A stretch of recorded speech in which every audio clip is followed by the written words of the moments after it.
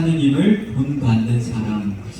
우리 인간은 우리가 지금까지 살아가본 결과 굉장히 변하고 약하고 그리고 넘어지고 실패하고 좌절하고 항상 가변성이 있죠. 그러한 인간이 어떻게 하느님을 본받는가? 이건 어떻게 보면 인간에게 너무 무리한 걸 요구하시는 건 아닌가? 사실 이러한 이유 때문에 젊은이들이 카톨릭을 많이 떠나기도 합니다. 카톨릭은 지켜야 할 것도 많고 하지 말아야 할 것도 많고 무엇인가가 내 삶을 어렵게 하고 사회에서는 쉽게 요즘은 뭐라고 하자 돌싱이라고 하나 쉽게 야 혼자 살아 그럴 수도 있어 하면서 쉽게 편안하게 삶을 살아 그러죠.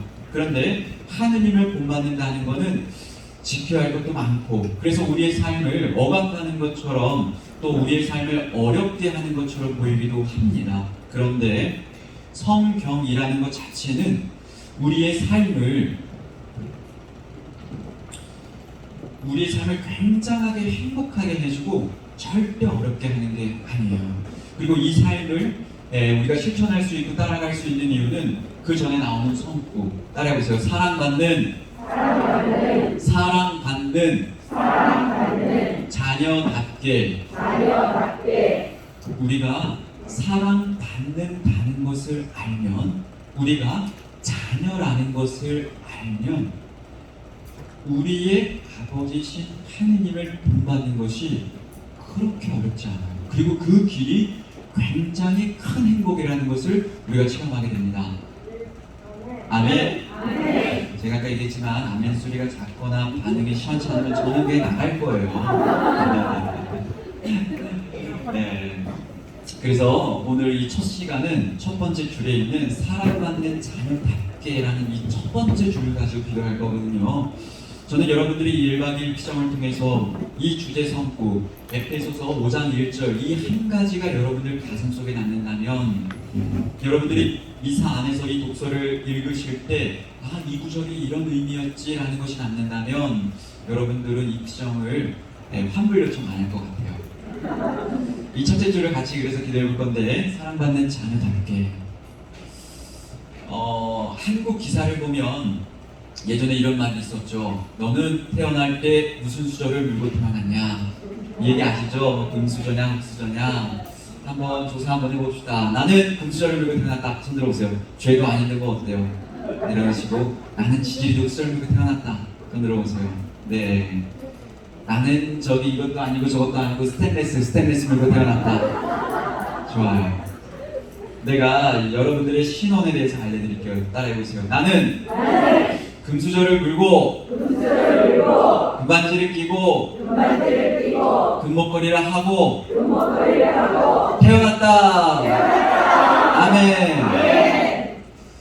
이거 여러분들 굉장히 중요한 사실이에요. 제가 로마에서 공부하러 가기 전에 꽃동네에서 저를 부르는 호칭이 있었는데 수사님도 신부님도 그런 거 말고 우리 아이들이 저한테 꼬박꼬박 불러주는 호칭이 있었어요. 5년 동안 제가 젊은이 성경서 신봉사회 지도 신부를 할 때 그 아이들이 죽일 때마다 롤링페이퍼를 써줬는데 거기에도 써있고 아이들 그 카톡에 보면은 제 이름 카톡을 이제 그 명칭으로 써놓고 했는데 이게 굉장히 중요한 거니까 따라해보세요. 저를 부르는 호칭 꽃동네 왕자님. 왜 웃어요? 당연히 제게 웃었겠지. 저는 꽃동네 왕자님이에요. 이게 애들이 왜 그렇게 부르냐면요. 간단해요. 제가 저기 한 1년만 세뇌시켰어요. 나는 꽃동네 왕자야. 꽃동네 왕자인데 그 이름이 누구지? 현진섭이요. 그 이름이 누구지? 현진섭이요. 이렇게 1년 하다 보니까 아이들이 그렇게 부르는데 제가 아이들한테 그렇게 부르라고 시켰던 이유는 다른 것이 아니라 제가 진짜 왕자가 맞기 때문에 그래요. 이건 병이 아니라 여러분들 한번 생각해 봅시다. 한번 보세요. 자, 왕의 아내를 뭐라고 부릅니까? 왕의 딸은? 왕의 아들? 왕의 아들 왕자잖아요. 그런데 우리가 무심코 기도하지만 우리가 대영광성을 보면 뭐라고 기도하죠? 주 하느님. 그 다음에 뭐라 그래요? 하늘의 이거 몰라요. 주 하느님. 그 다음 뭐라 그래요? 하늘의 임금님. 전능하신 하느님 아버지. 하늘에 계신 아버지 그분께서 임금이시기 때문에 우리가 그분을 아버지로 고백하기 때문에 아버지의 자녀인 나는, 여러분들은 왕자이고 공주인 거예요. 그런데 우리는 사실 세례성사를 받고 한 번도 생각하지 않고 내가 왕자, 내가 공주, 그러면은 여러분들은 따라해보세요. 나는 미국의 공주다. 미국의 왕자다. 우리 모두는 로얄 패밀리. 이거를 그쵸, 이게 키득키득하고 생각을 해본 적이 한 번도 없어요. 왜 그러냐? 우리가 길을 가고 이렇게 문득 하늘을 쳐다보면서 내가 누구지? 내가 누구지? 나에 대한 신원, 나의 정체성. 그런데 마치 세상에서 말하는 기준, 돈도 있고 승진도 있고 차가를 뭐를 갖고 있냐, 집을 몇 평이냐, 또는 내가 지니고 있는 상처와 걱정과 두려움 때문에 우리의 존재에 대한 가치가 스스로가 스스로를 바라보는 그 산이 점차 작아지는 거죠. 그러면서 잊어버리게 돼요. 내가 그분의 아들과 딸이라는 것, 내가 그분의 왕자와 공주라는 것, 우리 그리스도인의 이 품위를 잊어버리게 되는데, 그래서 레오 13세께서는 이렇게 우리에게 아름다운 이야기를 해주셨어요. 한번 따라해보세요. 그리스도인이여, 그대의 품위를 깨달으십시오. 이 말은 참 아름다워요. 왜 그러냐면요, 여러분들이 나에 대한 가치가 높아지기 위해서, 나의 자존감이 올라가기 위해서 내가 무엇을 애써서 노력해서 성취해서 달성하라는 것이 아니라, 스픽을 막 쌓기 위해서 또는 뭘 하기 위해서, 그것이 아니라 이미 우리에게 주어진 신원과 품위를 깨달으라. 이걸 자꾸 잊어버리니까. 그래서 이 시간 함께 기도할 건 뭐냐면, 그분께서 우리를 자녀로 삼기 위해서 뭐라고 나오냐면 요한 1서 3장 1절에 이렇게 고백합니다. 아버지께서 우리에게 얼마나 큰 사랑을 주시어, 얼마나 큰 사랑을 주시어 우리가 하느님의 자녀라 불리게 되었는지 생각해 보십시오. 이게 그리스도의 품위를 깨달으라는 거예요. 우리는 마치 이렇게 생각하죠. 아, 내가 교리에서 그렇게 배웠어, 내가 자녀래, 그런가 봐. 마치 그냥 그 호적에 이름 하나 올리는 것처럼. 그런데 우리가 그분의 자녀가 되기 위해서 그 안에 엄청난 일이 있었던 거예요. 우리가 그냥 야 그래 너 자녀로 해, 물보, 자녀 됐어, 교적 남겨, 자녀, 이게 아니라 하느님께서 얼마나 큰 사랑을 주시어 우리가 하느님의 자녀라 불리게 되었는지 생각해 보십시오. 그대의 품위를, 그리스도인이여 그대의 품위를 깨달으십시오. 우리가 어떻게 해서 당신의 자녀가 되었는지, 우리에게 숨겨진 그 사랑. 여러분들은 그냥 세례를 받으실 수도 있어요. 그냥 무심코 또는 무슨 계기 때문에, 아니면 구교 집안이라서 여기 피정원계기도 그냥 쉽게 주고보고 누굴 통해서 카톡 보고 왔을 수도 있죠. 그런데 그 사이에 어떤 사랑이 있었는지, 그 엄청난 사랑이 뭔지, 이것을 가지고 우리가 같이 이 기도를 할 건데, 우리는 이 감각을 지녀야 돼요. 무슨 감각이냐면, 하느님께서 나를 자녀로 삼으셨다는 건, 그분이 나의 아버지라는 것은 우리 이사야서 43장 1절, 너를 빚어 만드신 분이 말씀하신다. 너는 나의 것이다. 예레미야서 1장 5절, 모태에서 너를 빚기 전에 나는 너를 알았다. 이 말씀은 아버지 어머니를 통해서 내가 탄생하게 되었지만, 아버지 어머니 역시도 하느님의 도구였을 뿐 진짜로 나를 빚어 만드신 분은 하느님이시라는 거예요. 그분이 당신의 손 위에 나의 작은 존재를 올려놓고 그분이 직접 빚으셔서, 그리고 이렇게 먼저 말씀해 주시는 거죠. 얘야 너는 나의 것이란다. 이러면서 그 어머니와 아버지의 사랑을 통해서 모태에 이렇게 살면서 우리에게 내려주시는 것. 그렇기 때문에 내가 제일 처음에 있었던 것은 어머니의 태가 아니라 하느님 아버지께서 나를 직접 직접 빚어 만져주셨다. 우리가 이 사랑을 느껴요. 이 사랑을 지니고 있는 거죠. 여러분들 혹시 태중의 상처가 있으십니까? 여러분들 어머니 아버지께서 태어나 여러분들을 낳지 않으려고 했다가 낳으셨던 어려움이 있으세요. 우리는 그 기억, 더 이전의 기억이 있다는 것을 알면 돼요. 그 전에 하느님께서 나를 반기셨다. 하느님께서 직접 나를 창조하기를 원하셨다. 우리가 이것을 잊어버리지 않을 때 우리 창조가 얼마나 아름다운지 알 때, 그렇게 우리를 창조하신 그분께서는 우리를 한번 이 세상에 보내놓고 가만히 계시는 분이 절대로 아니에요. 우리를 창조하고 이 세상에 보내신 다음에 우리를 자녀로 삼기 위해서, 자녀로 삼는다는 건 뭐냐면, 얘야, 내가 네 아빠야, 내가 네 아버지야, 내가 널 얼마나 사랑하는데 나 너하고 늘 같이 있어, 그러니까 너 내 아들이야 라고 그 아들의 품위와 신원, 그 사랑을 일깨워 주시기 위해서 하느님은 별의별 노력을 다 하세요. 이것이 어디에 잘 표현이 되어 있냐면, 우리가 그 로마 시스템 경남 미켈란젤로의 천지창조에 보면 이런 그림 있잖아요. 거기에 보면은 이게 아주 잘 표현되어 있어요. 보세요. 이 인간 아나 한번 봐봐요. 올 테면 와봐라. 나는 별로 그게 큰 관심이 하면서 살짝 이렇게 누워서 이렇게 하고 있죠. 근데 하느님은 어떻게 하고 있어요? 그냥 속도가 미끄러지지 않아요? 속도가? 하느님은 계속 달려가고 내 아들아 이렇게 하면서 이 닿기를 바라는 그 하느님 아버지의 그 사랑, 이게 아버지의 마음인데, 이 아버지의 마음, 그렇기 때문에 우리 삶의 모든 것을 통해서 우리에게 오시려고 하고, 무슨 사건이나 방법을 통해서든지 우리에게 당신을 알려주시죠. 당신의 자녀로 삼기 위해서 정말 모든 것을 다 이용하시는 거예요. 우리 삶을 통해서. 때로는 여러분들이 겪은 어려움도 있고 상처도 있고 고통도 있고, 이런 일이 안 생겼으면 좋았을 텐데 라는 그런 일도 있는데, 그런 일들을 통해서 그런 일들까지 이용하셔서 이렇게 하느님이 달려오세요. 천성력을 다해서 우리의 삶으로. 그래서 말씀해 주시죠. 내가 너의 아버지고 내가 너를 사랑한단다. 아프리카에 요세피나 바키나라는 한 소녀가 있었습니다. 나중에 성녀가 됐죠. 그런데 그 소녀는 아프리카에서 태어났어요. 힘이 없었죠. 서구 민족들이 그 원주민처럼 살고 있는 아프리카 그 부족이 살고 있는 그 섬에 들이닥칩니다. 들이닥쳐서 사람을 노예로 잡아서 끌고 갑니다.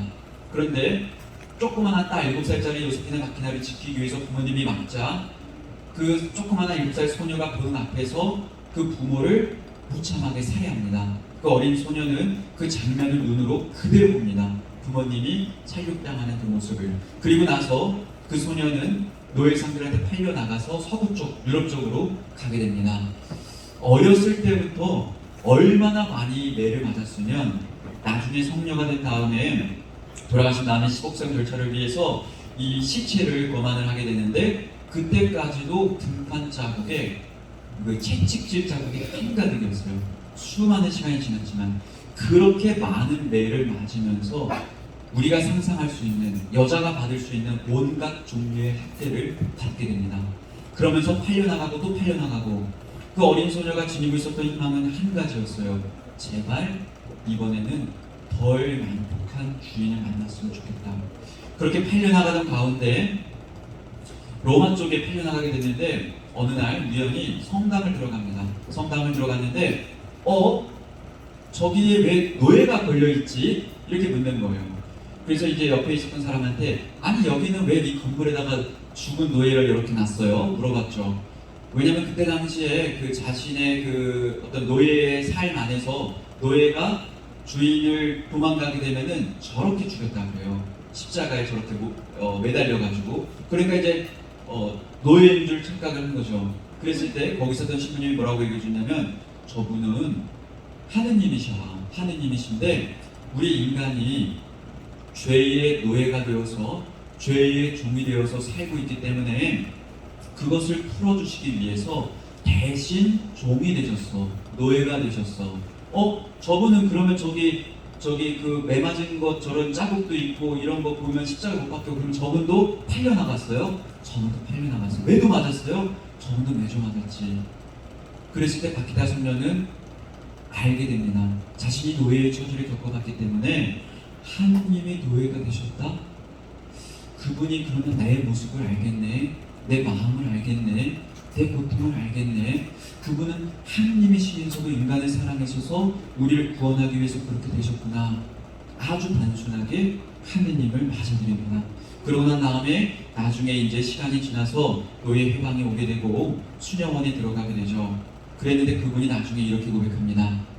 저는 더 이상 이제 노예로 풀려나기 전에 예수님을 안 다음에 그녀는 이렇게 고백해요. 나에게는 또 다른 희망이 생겼습니다. 예전에 내가 지녔던 희망은 덜 난폭한 주인을 만나길 희망했지만 저는 제 삶의 진짜 주인을 만났습니다. 이분은 저를 아시고 저의 아버지시고 제 고통을 아십니다. 그러면서 나중에 바퀴다 선녀가 이렇게 고백했어요. 내가 만약에 아프리카에서 태어나지 않았더라면, 만약에 아프리카에서 태어나지 않았더라면은 인간적으로 봤을 때 내 부모가 살해당하는 모습, 내가 평생 그렇게 학대를 받으면서 노예로 살지 않았어도 됐겠죠. 이것이 아마 그 사람의 가장 큰 아킬레스건, 가장 큰 상처.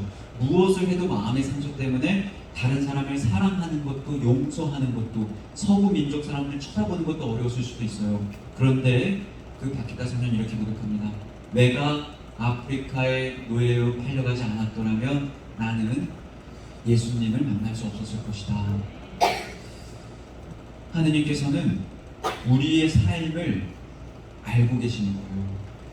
바퀴다 소녀가 노예로 팔려나가게 돼서 그 모든 아픔을 겪었다는 것이 하느님의 뜻이었다는 것이 아니라, 하느님은 한 사람의 삶을 구체적으로 아시고 그 고통을 알고 계시고, 마치 우리 인간의 눈으로 보기엔 그 퍼즐 조각이 산재돼 있고 조각이 맞지도 않고 이 모든 것이 난잡한 것 같고 내 삶이 어떻게 이렇게 돌아갈 수 있을까라고 느껴질 수도 있겠지만, 하느님은 그 삶을 알고 계시고 그 모든 걸 통해서 그 퍼즐을 하나같이 엮어서서 우리에게 알려주시는 게 뭐냐면, 내가 너를 알고 있다, 내가 너를 사랑한다, 내가 너를 지켜준다, 내가 너의 아버지란다. 이것을 우리에게 알려주시고 체험시켜 주십니다. 아멘. 아멘. 그렇기 때문에 우리가 출애굽기 6장 7절을 보면 이런 말씀이 있죠. 너희를 나의 백성으로 삼고 너희의 하느님이 되어주리라. 너희의 하느님이 되어주리라. 민수기에 보면 나는 너희의 하느님이 되려고, 너희의 하느님이 되려고, 너희의 아버지가 되려고 너희를 이집트 땅에서 이끌어낸 주 너희 하느님이다. 하느님께서 내가 너희의 하느님이 되기 위해서 이집트 땅에서 이끌어냈다는 거죠. 이집트 땅이 이끌어냈다는 건 이스라엘 민족에게 이집트 땅에 있었던 시간이 허락되었다는 것. 이 이집트 땅이라는 것은 신음소리밖에 나지 않는 고통과 어려움과 좌절이죠. 우리 한국에서 축구를 하게 됐을 때, 세계전을 하게 됐을 때 절대 질 수 없는 축구가 있어요. 무슨 전이죠? 한일전. 이건 난리야. 이건 질 수가 없어요. 그리고 신기한 것 중에 하나가 피파 랭킹이나 축구의 객관적인 실력을 봤을 때 사실은 우리나라가 일본은 사실 못하거든요. 근데 한일전은 특별하게 잘하잖아요. 우리나라에 저는 절대 겪어보지 못했는데도 저한테도 뭔가가 있어요. 이건 좀 잘해야 된다. 네. 그런데 이스라엘 민족은 2000년이 훨씬 지났는데도 불구하고 더 이상 이집트라고 하면 그 우리를 억압하고 우리를 강점기를 만들었고 우리를 어렵게 했던 시간을 기억하지 않아요. 그러면서 자다손손 대대로 이집트 이야기를 계속해줘요. 그런데 그 이야기를 듣는 사람들도 이집트에 대한 원망과 미움을 갖는 것이 아니에요. 그들은 기억이 바뀌었죠. 시간도 바뀌었죠. 왜 그러냐면 이집트라는 곳은 내가 노예살이를 했던 곳에 대한 기억이 아니라 하느님의 전능하심, 하느님의 능력, 그분의 보살핌을 체험했던 것이었기 때문에 우리가 지니고 있었던 기억이 바뀌는 거죠. 여러분들도 어쩜 아직 여러분들의 삶의 여러 가지의 조각과 기억 가운데에서 이것이 아직까지 큰 걸림돌이 되어 있거나 죄에 대한 것이나 상처에 대한 것이나 아니면 사랑하는 사람을 사별하게 된 그 고통이나 이러한 것들 안에서 이것이 아직 하느님 안에서 이것이 아직 위로와 치유가 되지 않았을 수 있는데 우리가 그 가운데에서 우리와 함께 계신 우리와 함께 계셨던 앞으로 함께 계실 그 하느님을 우리가 느끼게 되면 우리에게 그 시간과 그 사건은 새로운 의미 그 가운데서도 함께 계셨던 하느님의 커다란 사랑을 체험하게 됩니다. 아멘. 아멘. 예, 우리 발렌티노 형제님만 아멘이 다 작아서 지금 제가 갈까 말까 고민 중이에요. 다시 봅시다. 아멘. 아멘. 저는 하느님께서 이렇게 우리 삶을 잘 알고 계시고 내 삶을 잘 살피시면서 저를 사랑해 주신다는 것을 제가 체험해서 알고 있어요. 여러분들 제 얼굴 한번 봐보세요. 이거 저 좀 있으면 갈 거라서 얼마 못 봐요. 이렇게 잘 봐요. 지금 내가 안경 좀 벗어줄까? 보세요. 어떻게 생겼어요? 잘생겼어요? 완장같이 생겼어요? 제가 사실 다 알고 있긴 하지만 그 첫 번째 내가 태어났을 때 사실 이렇게까지는 안 생겼고 그냥 적절하게 생겼는데 제가 사실 이게 그 서명을 한번 한 거예요. 사실 이거 비밀인데 녹음하는 거 있으면 나중에 다 꺼요. 제가 코를 살짝 높이고 눈도 이렇게 약간 트이고 이렇게 다 한 건데 이게 성형 티가 나요 안 나요? 안 나. 왜냐면 자연스러움을 살려주면서 그 사람에 있는 그대로의 성향과 자연스러움을 유지하면서 살짝 이렇게 아름다움을 올려주는 그런 성형외과가 있어요. 알아요? 내가 소개해주면 소개비 얼마 줄 건데요? 있어 그런 데가. 여러분들이 앉아있는 이곳이 이거. 제가 제 삶을 표현하면 저는 이렇게밖에 표현할 수가 없습니다. 하느님을 만나기 전과 하느님을 만난 다음의 삶 이렇게 두 개밖에 표현할 수가 없어요. 제가 하느님을 만나기 전에 근데 아주 어렸을 적에는요 제가 어머니 손을 잡고 성당을 잘 따라다녔어요. 왜냐면은 이제 그때는 어렸기 때문에 엄마랑 같이 이렇게 성당을 다니다 보면은 주변 사람들이 이렇게 예뻐해 주잖아요. 그러면서 이제 뭐라고 했냐면 너는 나중에 커서 신부님 되라 이런 소리를 이제 듣는 거죠. 그랬는데 제가 처음에는 신부님 어렸을 때 제 기억의 눈으로 봤을 때 신부님은 괜찮았어요. 왜 괜찮았냐면 우리 엄마하고 아빠를 보니까 우리 아빠는 맨날 엄마하고만 사는 거예요. 근데 신부님을 보니까 미사 끝나고 그 여성 교우분들이 와갖고 신부님 이렇게 하면서 악수하고 하다 보니까 와 내가 신부님 하면 한 명의 여성이 아니라 여러 여성과 같이 이렇게 사랑을 이렇게 같이 받고 그러니까 제가 사실 어릴 때부터 여자를 좋아했거든요. 그러니까 신부님 되는 게 괜찮은 거예요. 그래서 제가 이제 엄마 손을 항상 잡고 성당에 잘 다녔어요. 그런데 제가 엄청난 사실을 알게 됐어요. 신부님은 결혼을 못한다. 네. 그러니까 그 다음부터는 이거 안 되겠다. 나 이거 이제 이거 안 한다. 이거를 안 한다라고 생각을 하고 그때쯤부터 돼서 이제 엄마 손을 잡고 다니는 게 아니라 이제 좀 컸기 때문에 8살, 9살 생일 때문에 엄마가 저한테 300원을 줬어요. 돈을 300원. 100원 갈 때 차비, 100원 올 때 차비, 100원 헌금. 이 300원을 지고 성당에 가는데 항상 신기한 게 뭐였냐면 사람들이 이사 때마다 그 공원감에다가 그 100원을 넣잖아요. 그러면 그 안에서 뭔 일이 벌어져요? 아무 일도 안 벌어져요. 100원을 넣어. 뭔 일이 생겨? 아무 일도 안 생겨요.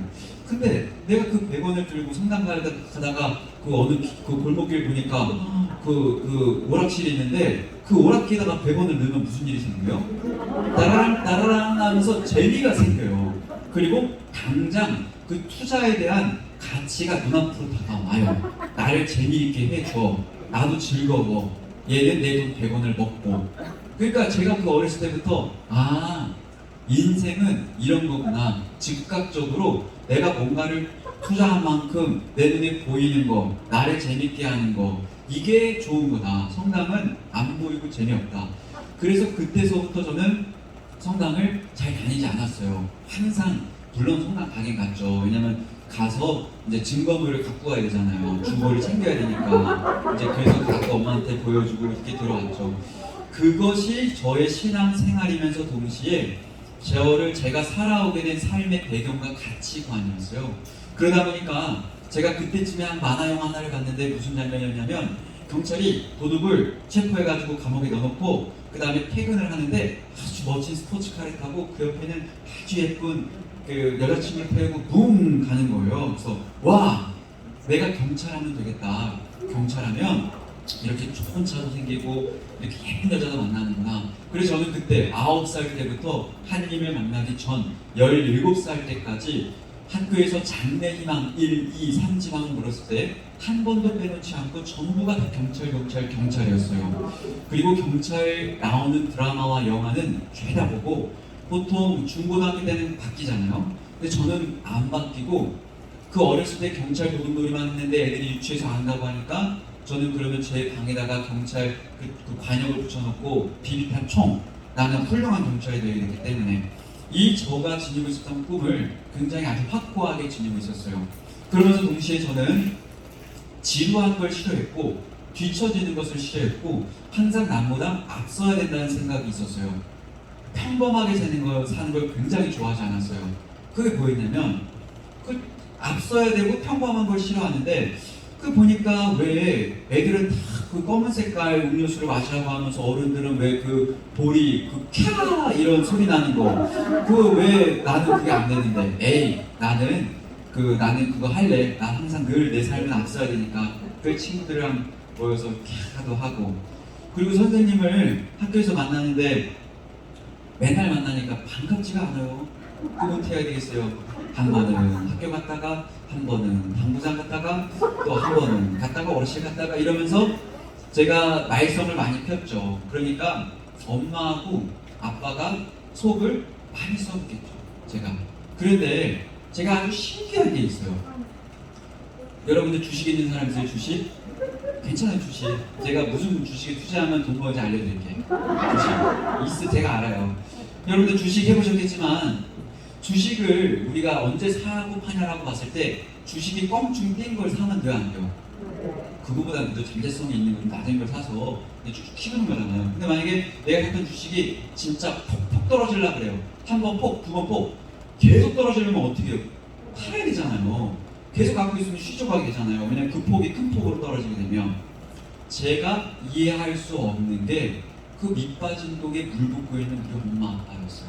뭐였냐면 저희 어머니께서 이거 반칙을 하나 하셨는데 저를 임신했을 때 저를 임신하게 되면 어떻게 해요? 임신했기 때문에 나는 엄마 뱃속에 갇혀 있잖아요. 그러니까 엄마가 가는 대로 나도 따라가잖아요. 엄마가 하는 말을 나도 듣게 되고 엄마가 먹는 거 나도 같이 먹게 되고 그러니까 나를 여기다가 이렇게 가둬 놓고 나서 우리 엄마가 성당으로 터벅터벅 가더니만 제 앞에서 무릎을 탁 꿇고 나한테 묻지도 않고 허락도 안 구하고 이 아들을 당신께 사제로 봉헌합니다 이렇게 가르쳐드렸는데 그러니까 이거는 굉장히 사실 반칙이에요. 나는 여기 뱃속에 가둬져 있지.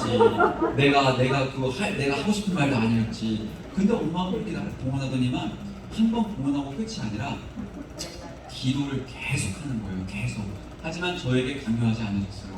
저한테 신부대라 너 왜 성당 안 가? 사실 제가 주보 계속 갖다 바쳤거든요. 나 성당 갔다 왔다고. 근데 엄마 아빠 아셨어요. 마지막 주는 어린이 미사가 없는데 이런 것도 다 아셨거든요. 그런데 얘기 안 했어요. 그냥 기도만 계속 하는 거죠. 근데 여러분 한번 생각해보세요. 적어도 신부가 되려면 성당도 잘 다녀야 되고 학교도 잘 다녀야 되고 윤리적으로도 깨끗해야 되잖아요. 근데 저는 그렇지 못하게 삶을 살았는데 그러니까 우리 엄마 아빠가 이제 그럼에도 불구하고 어떻게 기도하셨냐면은 아버지가 군인이셨는데 회식 자리가 많아서 약주 한 잔을 하세요. 그러면은 여름에 덥잖아요. 여름에 덥고 하면 여러분들께 물어볼게요. 여기 미국은 신앙이 대단한 것 같아요. 그러니까 여러분들 그리고 또 이제 연세도 있으시니까 가톨릭 정통 신앙을 지니고 계신 거기 때문에 그렇게 보이기 때문에 한번 질문을 드려보는데 여러분들이 생각하기에는 어떻게 술 먹고 기도하는 건 괜찮아요? 안 돼요? 술 먹고 기도하는 거.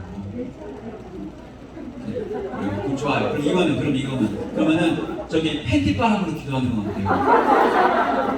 네? 그럼 여러분들 팬티바람으로 기도해요? 그러면 좋아요. 그러면 자, 두 가지 섞어서 술 먹고 팬티바람으로 기도하는 거. 이건 좀 어때? 우리 아버지가 성모상에서 앞에서 약전자 한 다음에 여름에 더워가지고 꾸벅꾸벅 팬티바람을 졸면서 기도하고 있으니까 뒤에서 엄마가 여보! 웬 씨는 옷을 다 입고 기도해도 지금 그러들걸 바꾸게! 그렇게 기도하면 되겠냐고. 근데 저희 아버지는 항상 그렇게 기도하셨어요. 무슨 일이 일어나던 엄마도 맨날 묵주기를 들고 다니면서 항상 기도하시고 그러셨는데 어느 날 이러는 거죠. 도저히 제가 그 기도 그 주식 투자 한번 주님께 대한 봉헌 계속 기도하는 거. 그런데 어느 날에는 어머니하고 아버지하고 도저히 안 되겠다 여보, 우리 한번 철야 기도회 가서 우리 하느님께 한번 기도합시다. 철야 기도를 하시는 거죠. 여러분들처럼 이렇게 기도해서 제발 우리 아들의 회개를 믿습니다. 이렇게 기도하는데 따르릉 전화가 온 거예요. 헌병한테. 필승 이렇게. 왜 그랬냐면 제가 우리 엄마 아빠가 집에서 사라진다는 건 나한테 얘기 잘 안 하거든요. 내가 도망갈까봐. 근데 가만 보니까 엄마 아빠가 무슨 어디 간대 밤에. 엄마도 없다, 아빠도 없다, 그럼 나도 없다. 그래서 저도 이제 그 집에 가고 저는 친구들하고 캬하고 이제 인생을 하다가 저희 집이 관사니까 우리 집에 들어가려면 헌병제 초소 지켜주시는 걸 통과해서 들어가야 되는데 제가 그 헌병하고 너무 많이 보고 싸운 거예요. 그러니까 무슨 일이 벌어졌냐. 그날 아빠가 믿습니다. 당신의 도우심을 아들이 회개할 겁니다. 전화가 왔는데 필승 지금 당신의 아드님께서 지금 저기 술 먹고 이렇게 있습니다. 그러니까 이게 엄마 아빠가 이쯤 되면은 이 기도를 해야 되나 말아야 되나, 이 빠진 거를 물고 되나 이런 게 있겠죠. 그런데도 불구하고 계속 그 기도를 하시는데 어느 날 어머니가 저에게 한 가지 말씀해 주셨어요. 진서봐, 주보에 보니까 꽃동네 젊은이 성령피정이 있는데 너 여기 갔다 오면 2박 3일 엄마가 금반지 하나 해줄게. 그러니까 이제 제가 와, 금반지 오케이 14만원, 하루 일당 4만원 좋아, 괜찮아. 그러면 내가 참지. 그리고 내가 그 예쁘고 착한 여자랑 그 결혼하는 게 꿈인데 예쁜 여자는 눈에 보이는 게 아닐까 아는데 그 착한 거는 안 보이는데 거기 가서 기도하는 여자는 착한 여자일 거야. 그러면 거기서 여자 그리고 그 금반지 이 두 가지의 지향을 가지고 저는 거기를 이제 참석을 하게 됐어요. 그렇기 때문에 저는 억지로 간 거였죠. 그런데 그 가운데서 제가 지녔던 카톨릭을 좋아했던 한 가지의 희망이 있었어요. 뭐였냐면 학교에서 종교 조사를 하면 제가 성당에 안 나가도 항상 카톨릭 손들어 하면 저는 손을 번쩍 들었어요. 그 이유가 카톨릭은 뭔가 좀 고상하고 그죠? 뭔가 좀 품격이 있고 왜 그 성당을 보면은 고대식 건물에 스테인글라스 이렇게 비치고 이런 게 있잖아요. 그래갖고 내가 다른 건 몰라도 내가 결혼은 꼭 성당에서 하려고 했어요. 이게 제가 갖고 있었던 어떤 그 이데아가 있었는데 근데 아빠가 따라서 이제 그 꽃동네에 그 성령 피정하는 곳이 5층 중강당으로 엘리베이터를 타고 1층, 2층, 3층, 4층 이렇게 올라가게 되는데 무슨 소리가 들려요. 그래가지고 문을 탁 열어보니까 펼쳐졌던 광경이 뭐냐면 어두운 이러고 있는 거예요. 내가 이거 보고 이거는 내가 올 때가 아니다. 내가 지녔던 카톨릭에 대한 유일한 희망, 그 고상함, 그 품격 있음, 이게 떨어진다. 내가 이거 못 있겠다. 나 여기 안 있어. 하고 가려고 문을 다시 탁 여는데 뭐가 생각이 나죠? 금반지. 그리고 진짜 차마에 돈을 걸지. 그리고 참고 있었는데 그 찬미를 하고 율동을 하고 막 이렇게 하는데 저는 사실 관심이 없으니까 너네나 해라, 난 안 한다고 팔짱을 이렇게 딱 이러고 이렇게 있었죠. 그러고 있는데 시간이 조금씩 지나는데 저도 모르게 이렇게 팔짱을 끼고 있었던 게 몸을 돌리고 있었던 게 이렇게 조금씩 풀리는 거예요. 그리고 이렇게 해서 팔짱을 이렇게 풀게 되고 그러면서 그 가사가 내 마음 속에 조금씩 들리기 시작하는데 무슨 뜻인지는 잘 이해하지 못했지만 내 눈에서 조금씩 뭔가 눈가에 눈물이 맺히는 느낌이 들고, 그리고 제 마음 속에 무슨 일이 일어나는 것 같은 느낌이 들고, 누군가가 저를 이렇게 제 마음에 노크하는 이러한 것 같은 느낌이 들었어요. 그러면서 조금 시간이 지나니까 이렇게 찬양을 할 때 내 손을 주께 높이 든다 이렇게 하잖아요. 근데 저도 내 손을 주께 높이 안 돼, 손 안 되지, 정신 차려, 너 그러다 이상하게 돼, 이렇게 해서 하는데도 불구하고 손은 내가 조정할 수 있는데 눈에서 흐르는 눈물은 조절할 수가 없는 거예요.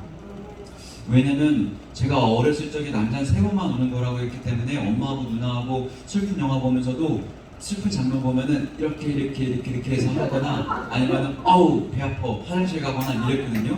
그랬는데 이거는 눈물이 주체가 되지 않았어요. 그러면서 지금까지 내가 살았던 삶이 잘못 살은 느낌인 것 같고, 누군가가 나를 내 마음에 노크하는 것 같고, 내 안에서 무슨 일이 일어나는 것 같고, 시간이 지나면 지날수록 눈물은 더 많이 흐르게 되고, 점차 내 가슴 속에 어떤 요동이 치게 되고, 이런 느낌이 강해져서 둘째 날이 되고 오후가 되었을 때 저녁을 먹고 난 다음에 안수식이 있었어요.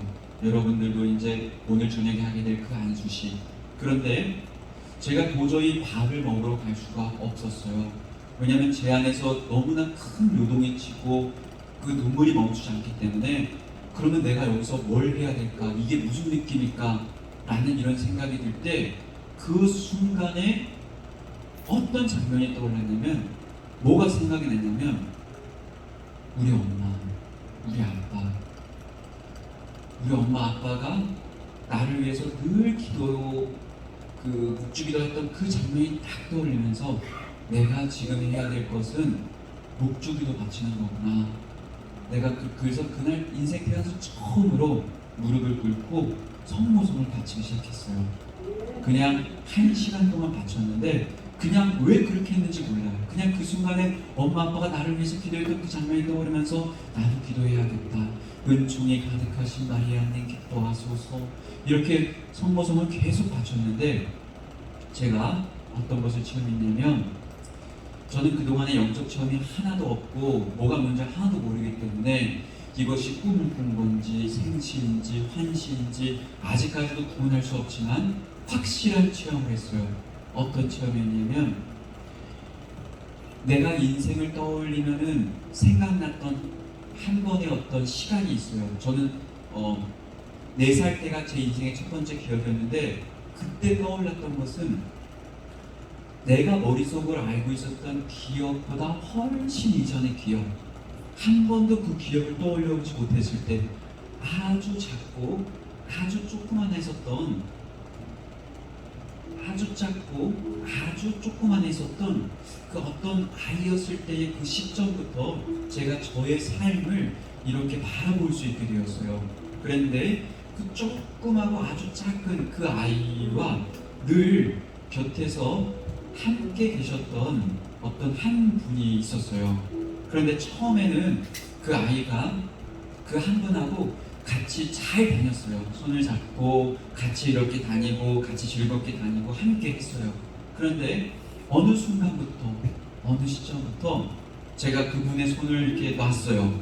왜냐면 당신과 사는 게 너무 재미가 없어. 나 당신 이제 그만할래. 내 손을 나 놓을래. 이렇게 손을 이렇게 놨어요. 그리고 저는 다른 길로 이렇게 갔죠. 그런데도 불구하고 그분은 저를 이렇게 따라오는 거예요. 졸졸졸. 그래갖고 제가 그만 좀 따라오라고. 나 싫다고. 내가 다시 얘기하는데 나 당신이랑 살기 싫으니까 나 냅두라고 하고 저는 저 멀리 갔죠. 그러니까 그분이 이렇게 뒤에서 제 눈치를 보면서 살곰살곰 천천히 저와 함께 저를 뒤에서 지켜주시면서 저를 이렇게 살피시는, 제가 그 하느님의 그 사랑을 체험했어요. 그분이 바로 하느님이라는 것을 제가 느끼게 되었는데, 저는 그것을 체험했을 때 믿겨지지가 않았어요. 그래서 제가 이렇게 물어봤어요. 아니요, 그럴 리가 없어요. 그럴 리가 없어요. 당신은 적어도 이 순간에는 계시지 않았을 거예요. 이 순간에는 저와 같이 있지 않았을 거예요. 왜냐하면 이 순간은 제가 당신과 가장 멀리 떨어져 있을 때, 제가 당신이 싫다고 하면서 제가 가장 당신과 멀리 떨어져 있으면서 죄를 많이 지었을 때, 제가 그때를 떠올렸어요. 그러면서 물어봤어요. 하느님, 이때는 당신이 저와 같이 없었죠? 이때는 분명히 없었죠? 제가 이렇게 물어봤는데, 그러니까 하느님께서 무엇을 보여주셨냐면, 제가 그렇게 죄를 많이 짓고 있을 때 제가 너무 많이 다치지 않도록 저를 지켜주시고, 소리 내어서가 아니라 소리 없이 조용히 저를 돌아올 수 있도록 그 불러주시는 그분의 음성, 내가 아무리 죄 중에 있었어도 나를 떠나지 않았던 그분의 사랑. 제가 이번엔 이렇게 떠올려봤어요. 하느님, 아니에요, 그럴 리가 없어요. 그러면 적어도 이 순간에는 당신이 없었죠. 왜냐하면 그때 저는 제 삶 안에서 가장 어둡고 가장 힘들었고 가장 슬펐고 가장 외로웠고, 이 순간엔 적어도 없었죠. 만약에 당신이 있었더라면 저에게 이런 일이 일어나지 않았을 거예요. 저에게 이런 허망함이 있지 않았을 거예요. 제가 그 삶의 순간을 떠올리면서 이 순간엔 없었죠? 라고 여쭤봤는데, 하느님께서 그 순간에도 보이지 않게 저와 같이 계시면서 저를 안아주시면서 덮어주셨던 그 하느님. 우리가 이 시간 같이 기도해 봅시다. 눈을 감으시고 여러분들의 한 삶을 떠올려 보세요. 여러분들 삶 순간 중에 가장 고통스럽고 가장 어렵고 적어도 이 순간에 계시지 않았을 거야. 그렇다면 나에게 이런 일이, 아니면 어쩐 여러분들이 가장 깊은 죄악 속에서, 어려움 속에서 하나님을 멀리 떠났다고 느끼셨던 그 순간, 그 순간에 떠올려 보십시오. 그리고 하느님께 여쭤보십시오. 하느님, 이 순간에 당신은 어디 계셨습니까? 제가 미워서 제 곁을 떠났습니까? 아니면 제가 너무 다치지 않게 저를 지켜주셨습니까? 하느님, 제가 너무나 극심한 고통 중에 배신의 아픔을 겪고 많은 고통을 겪고 있을 때 당신 어디 계셨습니까? 저를 떠나셨습니까? 아니면 저와 함께 아파하시면서 제 곁을 지켜주시고 지금 이 자리에 초대해 주셨습니까? 잠시 기도해 봅니다.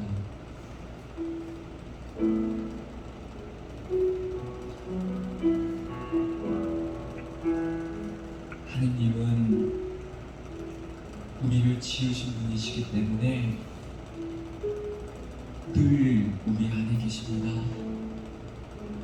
그분은 우리의 아버지시기 때문에 우리가 어디를 가든지 한 번도 떠나지 않으십니다.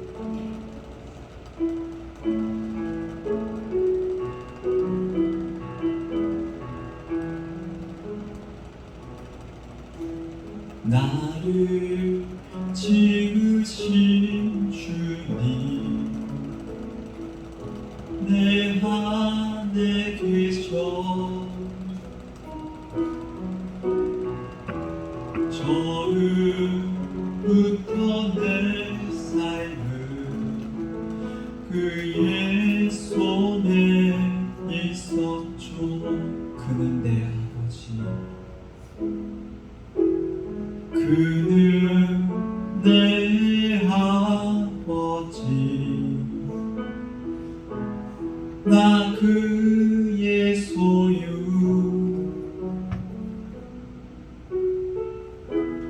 내가 어딜 가든지 날 떠나지 않죠.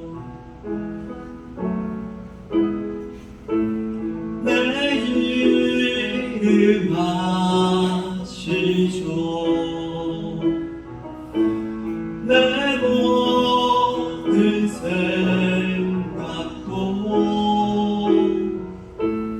내 흐르는 눈물 그가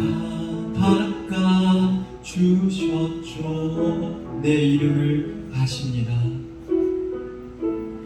내 이름 아시죠. 내 모든 생각도 아빠라 부를 때 그가 들으시죠.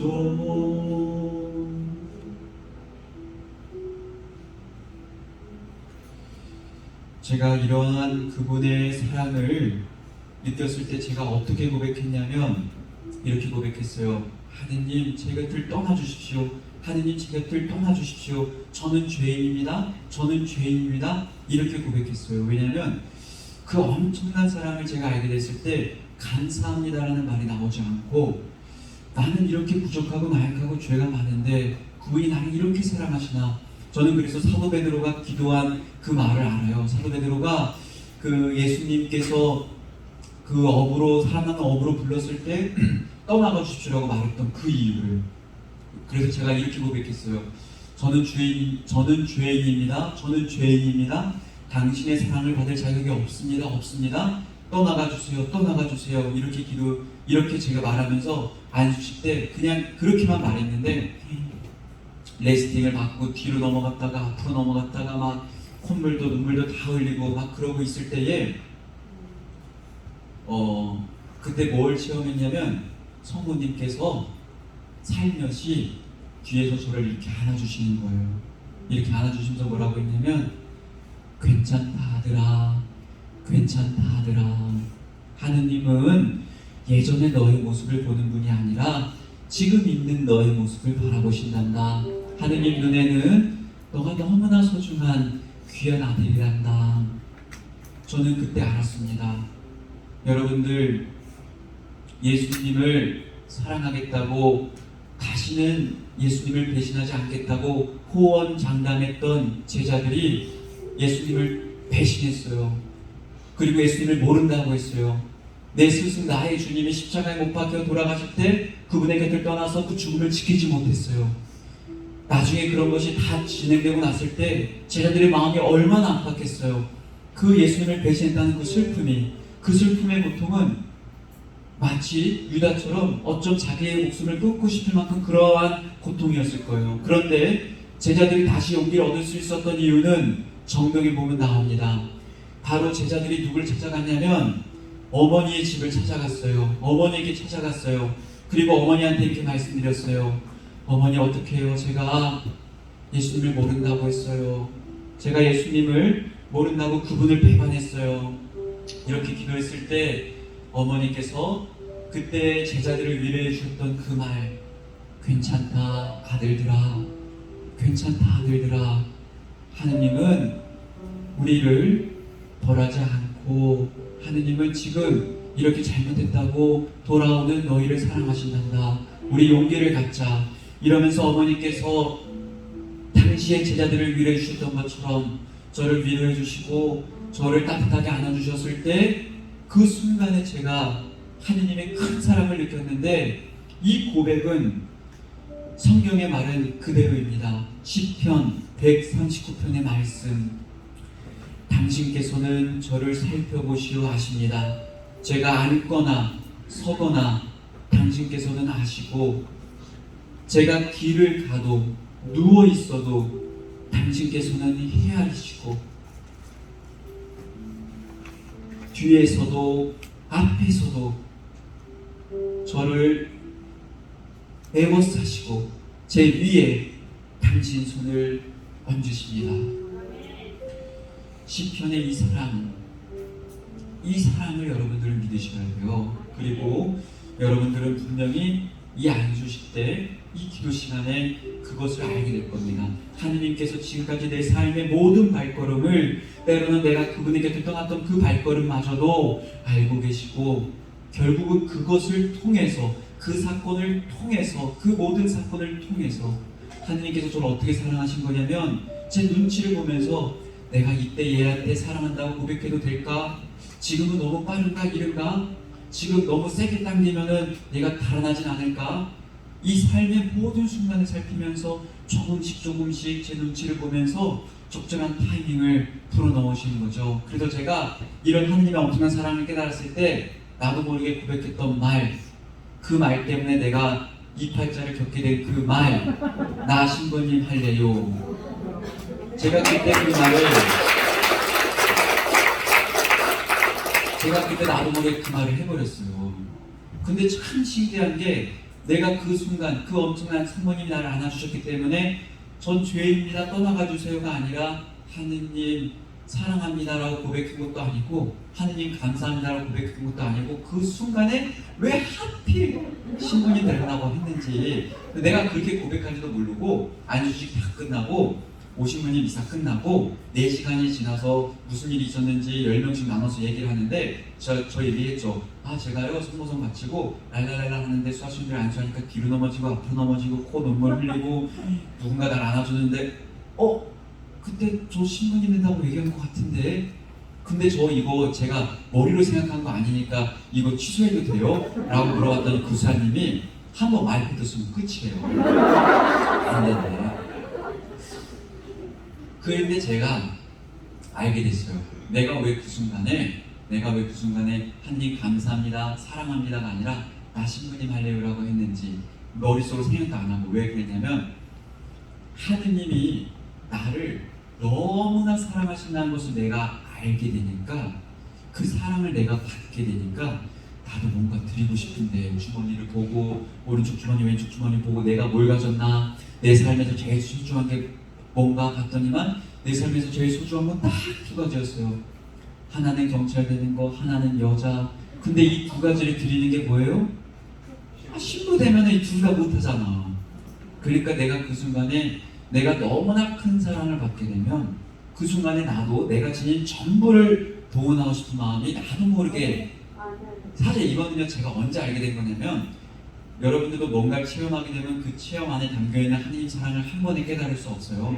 성경이 나오는 건 이스라엘 백성들이 자기 삶이 겪은 것을 곱씹고 묵상하다 보니까 하느님이 이렇게 나를 이끌어 주셨던 것이구나 라면서 자신의 삶의 역사를 지금까지 내가 바라봤던 눈이 아니라 하느님의 눈으로 다시 살펴보니까 이래서 이런 일이 있었던 거구나 라는 것을 알게 된 것처럼, 저도 이 체험을 한 다음에 수도원에서 기도하고 또 공부하면서 제가 알게 된 거였죠.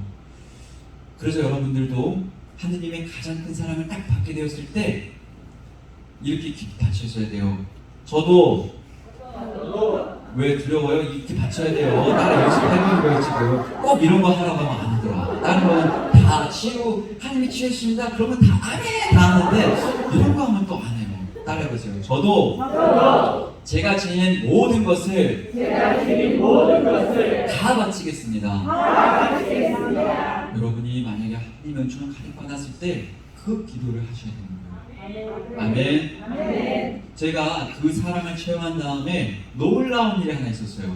뭐였냐면은, 저는 제가 지금까지 살면서 그 자연의 아름다움을 느끼지 못했었어요. 이게 뭐냐면 해는 맨날 떠오르는 거고, 깜깜해지는 맨날 깜깜해지는 거고, 산, 나무, 들 뭐 이런 줄 알았는데, 그 제가 이렇게 안수를 딱 받고 하나님 사랑을 깨달은 다음에 중간강을 탁 나가니까, 와, 자연이 이렇게 아름답네. 그리고 와, 내가 오늘 하루 다녀야 되는데 나 깜깜하지 않도록 하나님이 해를 또 올려주네.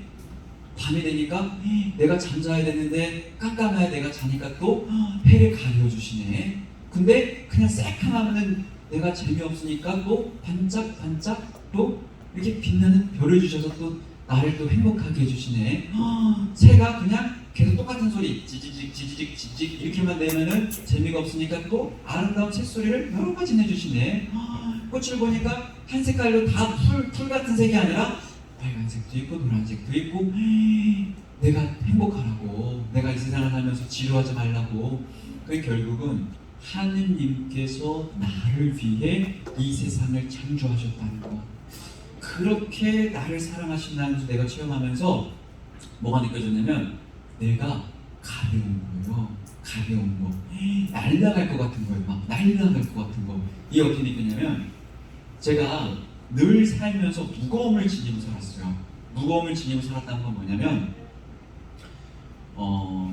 우리 엄마가 저를 부를 때 부르는 호칭이 세 가지, 그 부르는 이름은 같은데 그 뭐라고 하죠? 그 부르는 그 방식이 달라요. 예를 들어서 진서봐 이렇게 할 때는 뭔가 저한테 부탁할 때나 이럴 거 할 때 이렇게 불러요. 신문을 시키기 전에. 근데 현진서 이렇게 부를 때는 뭔가가 내가 잘못한 건데 이거는 조금 잘못한 거예요. 그렇죠? 야, 어느 정도 리벨 약한 거, 리벨로가 약한 거. 근데 현진서 이렇게 부르면 이건 좀 센 거예요. 뭔가 크게 걸린 거. 그랬는데 그렇게 나를 부르면 내가 뭐가 걸렸는지가 내가 감이 안 와요. 하도 많으니까 내가 답안지를 훔친 거에 걸린 건가, 돈을 훔친 거에 걸린 건가, 학교 안 간 게 걸린 건가. 그러니까 이게 내가 잘못 불었다가는 엄마가 알게 된 거하고 다른 사실이니까 이게 내가 잘 봐야 되거든요. 그 말은 뭐냐면 내 삶이 무거웠다는 것, 내가 지금까지 지었던 죄가 있었다는 것. 그런데 성령을 받고 이 모든 것이 다 가벼워졌다는 것. 그래서 제가 이렇게 기도했어요.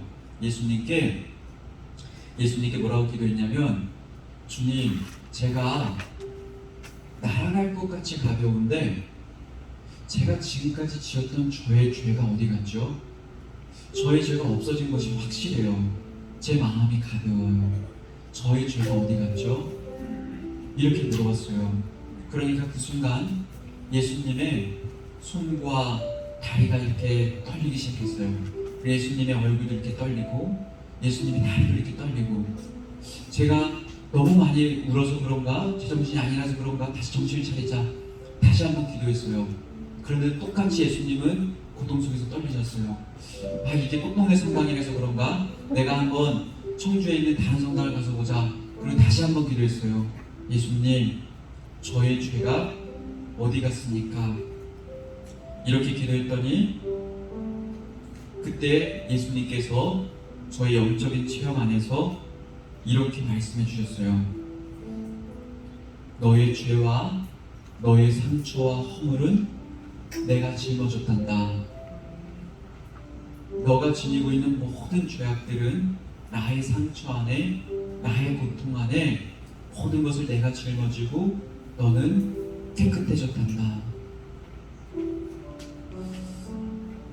여러분들은 예수님의 상처를 어떻게 생각하십니까? 예수님의 고통과 죽음을 어떻게 생각하세요?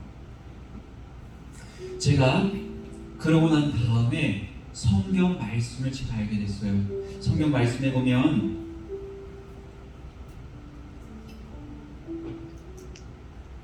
백마리의 양이 있는데 99마리는 예수님을 잘 따라갑니다.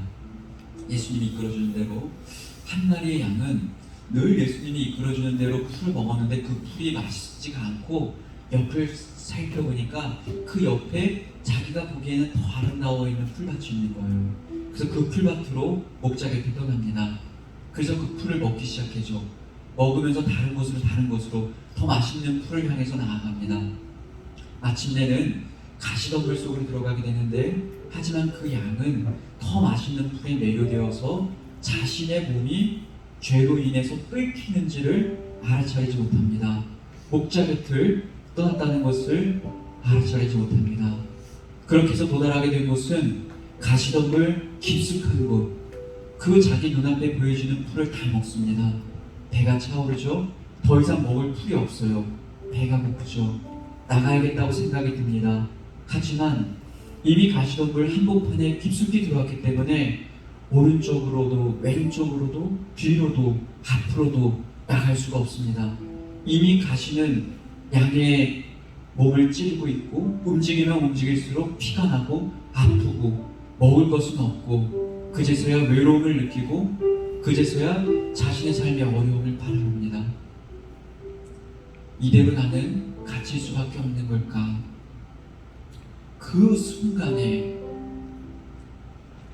우리의 목자이신 예수님께서는 99마리의 양을 저 한복판에 놔두시고 한 마리의 길 잃은 양, 가시덤불 속에 갇힌 어린 양, 스스로는 나올 수 없는, 나오기 위해서는 이미 너무나 많은 피를 흘리고 있기 때문에 나올 수 없는 그 양을 구하시기 위해서 그 목자께서 가시덤불을 헤치십니다. 자신은 가시덤불 속에 들어가기 때문에 자기의 상처가 찔리죠. 예수님도 아프죠. 예수님이 겪은 십자가의 상처와 고통은, 우리 죄인을 구원하기 위한 고통은 바로 그것입니다.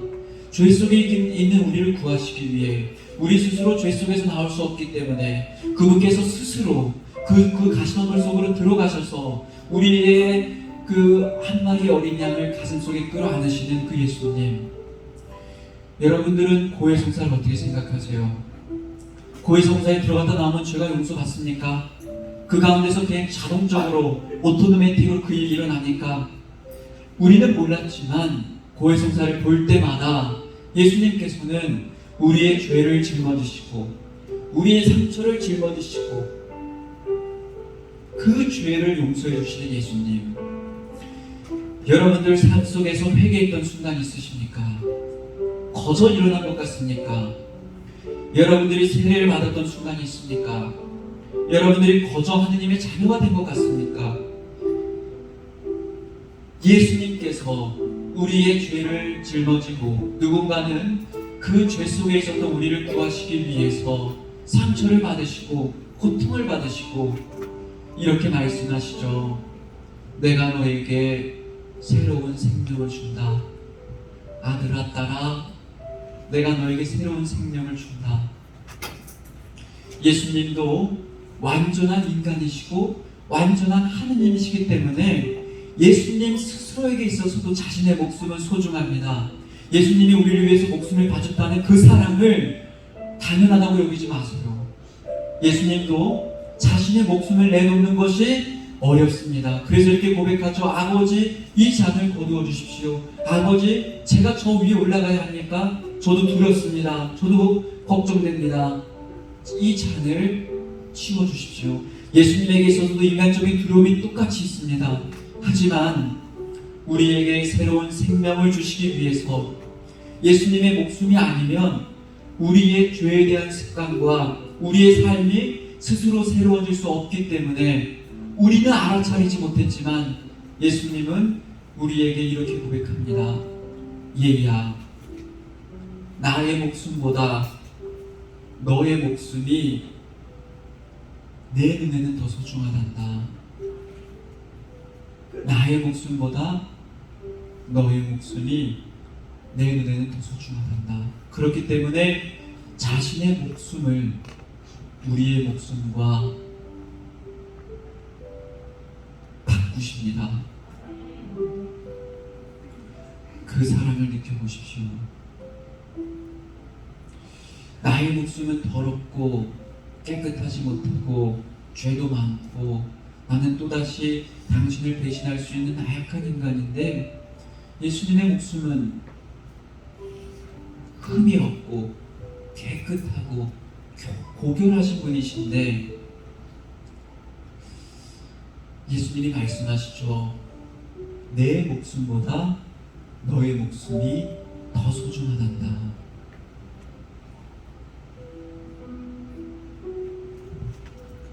우리가 하느님의 자녀라는 것은 바로 우리 그리스도인의 품이라는 것은 이것입니다. 하느님께서 나에게 목숨을 줄 만큼 내가 소중하다는 것, 그것이 바로, 그리고 여러분들이 우리가 지녀야 될 것, 우리가 잊지 말아야 될 하느님의 음성, 하느님이 나를 얼만큼 사랑하시는가, 모든 것을 다 내어주실 만큼, 자신의 목숨을 다 내어주실 그만큼 우리를 사랑하신다는 것.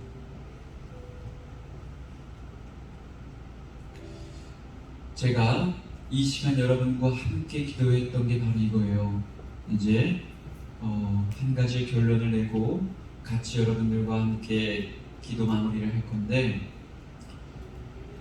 사랑받는 자녀라는 것, 우리가 그분의 아들과 딸이 되었는데 우리는 그것이 그냥 이루어진 것처럼 느낄 수도 있어요. 어떤 계기가, 나는 누구를 따라서 세례를 받을 수도 있고 국교 집안이었을 수도 있고 뭐 다른 여러 가지 이유가 있을 수 있어요.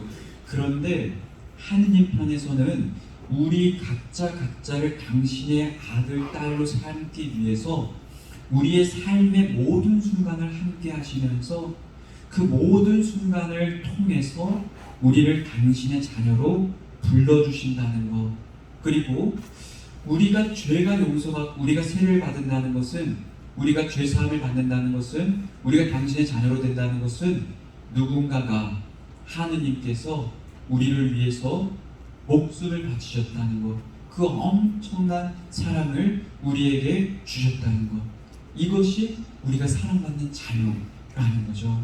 이 사랑은 결코 바뀌지 않고, 이 사랑은 한 번 우리를 사랑하기로 작정하셨던 그분의 사랑에 대한 결심과 열의는 단 한 번도 바뀌지 않고 지금 여러분들 가운데에 있습니다. 아멘. 아멘. 우리를 그렇게 자녀로 삼아주신 아버지, 우리를 너무나 사랑하셔서 당신의 아들 예수님을 보내주신 아버지, 우리는 때로는 한 번도 내가 아버지의 자녀라는 것을 인식하지 못하고 그냥 살아온 적도 많았을 거예요. 어쩜 아버지를 너무나 외롭게 한 적도 있었을 거예요. 여러분들 생각하는 데는 빠르죠. 나 이런 일이 있으면 이렇게 할 거고, 이런 일이 있으면 이렇게 할 거고. 그런데 한 번도 물어본 적이 없는, 아빠 이때 어떻게 할까요? 아빠 이런 순간이 있는데 나 어떻게 하면 좋아요? 아빠 나 이런 어려움이 있는데, 내가 아빠한테 내 삶을 드리기 전에 내가 모든 것을 다 생각하고 결정하고, 아버지의 부재, 자녀를 나는 그렇게 사랑하는데 아버지의 치부를 받지 못하는 그 아버지의 허탈한 마음, 공허한 마음. 이제 우리는 하느님을 아빠, 아버지라고 불러봅시다. 우리를 그토록 사랑하시는, 내 삶에 정말 온 힘을 다해서 나에게 다가오기를 원하시는 그 아버지, 우리가 그분을 아빠, 아버지라고 고백할 때 우리는 하느님 아빠, 아버지의 사랑을 체험하게 됩니다. 다 함께 아빠, 아버지를 천천히 함께 노래로서 불러보겠습니다.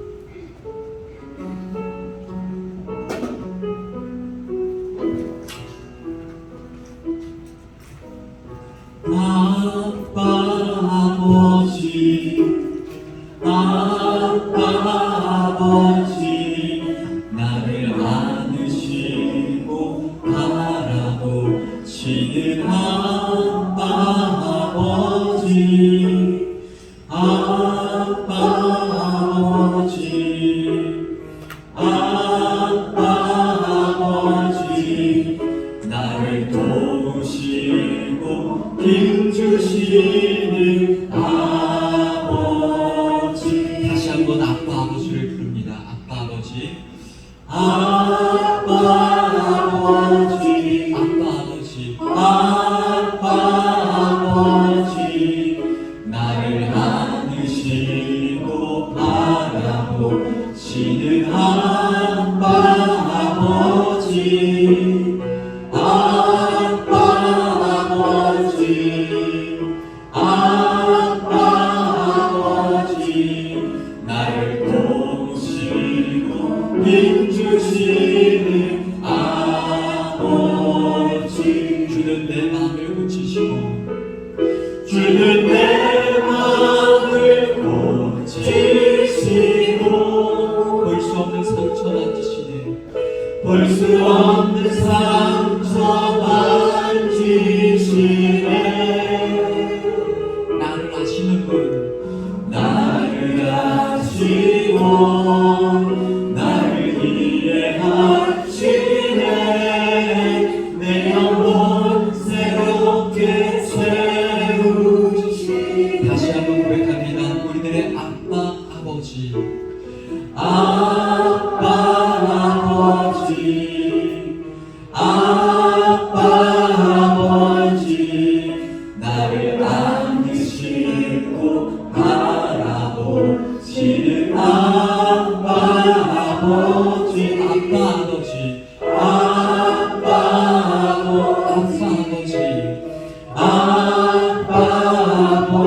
나를 도우시고 힘주시는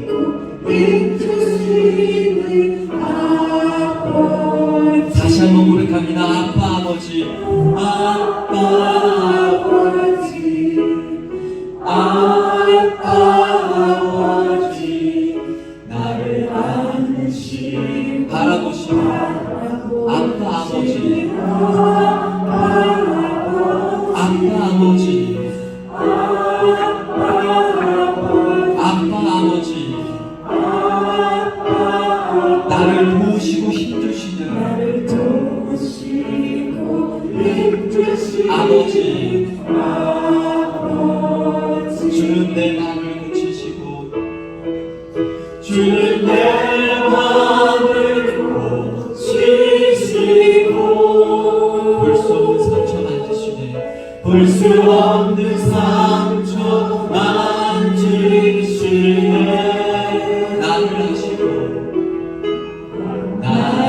아시고 나를 이해하시네 내 영혼 새롭게 세우시네 여러분들만 고백합니다. 아빠 아버지, 아빠 아버지, 아빠 아버지, 나를 안으시고 바라보시는 아빠 아버지,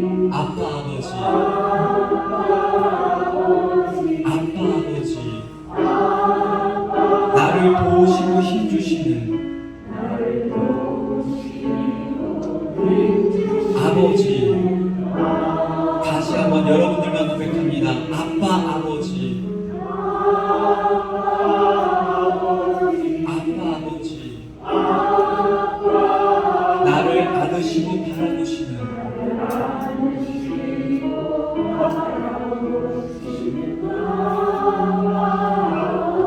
우리들의 아빠 아버지, 아빠 아버지, 나를 도우시고 힘주시는 아버지.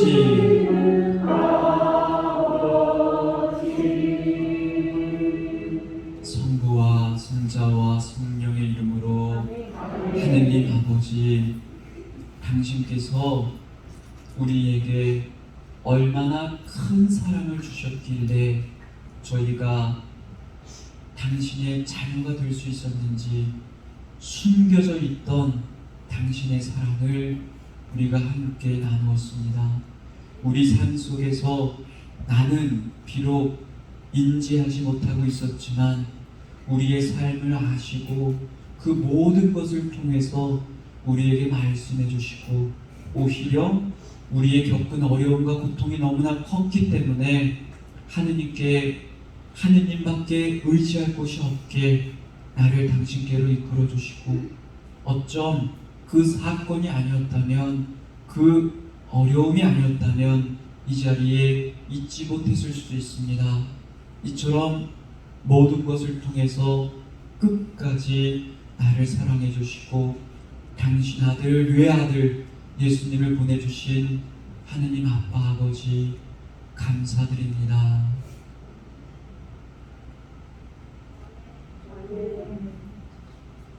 영광이 성부와 성자와 성령께 성부와 성자와 성령의 이름으로 아멘. 저희 해방이 해주신 저희 신부님께 박수 한번 드립니다.